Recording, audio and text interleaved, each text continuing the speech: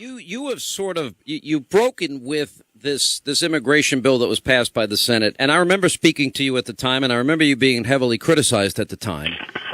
And you said that it was never the bill that you would want passed, but you were trying to work with the Democrats. Where are you now on this? Where do you... A couple points. The first of all, the Senate was going to move on immigration reform with or without me, and I had the opportunity, which I still don't regret taking, to try to influence it. If you recall, at the time, they wouldn't even talk about border security in conjunction with other things, and we were able to get them to accede to that. So I think that's a given for any future effort, that you're going to have to do the border first. You also recall during that debate that I consistently, over and over again, said, unless the border security stuff happens, and it happens first, it's going to be very impossible to get this passed. You're not going to get the votes out of the House, and you're not going to get the support of the American people. Every time I would say that, Democrats and some in the media would say, oh, Rubio's trying to back out, Rubio's getting cold feet. I was telling the truth, and now we've seen the proof. And here's the bottom line. No matter how you feel about immigration, you will not be able to pass anything on immigration in this country. You will never have the votes in Congress to pass anything on immigration until you first put an end to and reverse this illegal immigration problem that we have. People are not willing to discuss, consider,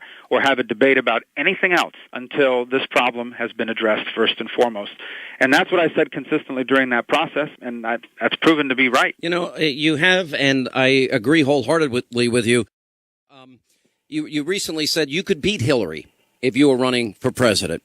You're going to have to make a decision here within the next year about whether or not you're going to run, actually probably sooner, right? Well, I think a number of people have in that debate in their own minds about what the right step is. Look, I just think that the country is going to have an opportunity to get this right here over the next few years, and then I think if we don't, we're going to be the first generation to need to leave the next worse off, or we're going to have another American century. Those are our two choices.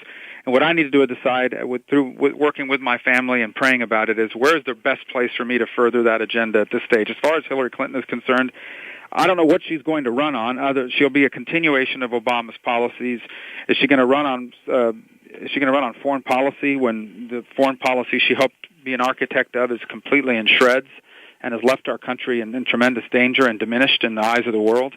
I mean, what would name me one foreign policy success of this administration before or after her? I can't. All right. So is it fair to say this, that you are given serious consideration to running? Sure. I think that's right. And in 2016, I'm up for re-election in Florida, so I have to make that decision anyway. But I certainly will think deeply and pray a lot about whether the right place to do that from the White House. When do you think the timing is for such a decision? Is it? Well, I think someone who wants to run for president of the United States would have to have that decision made internally over the next few months, and certainly would have to announce something publicly in the early part of next year. And I think making the announcement on my show should be a promise. Sure. I mean, millions of people. Listening. Can I take that as a yes then? Yes, what? That I'll come on your show and do something? And announce it. Yeah, but not today. No, not.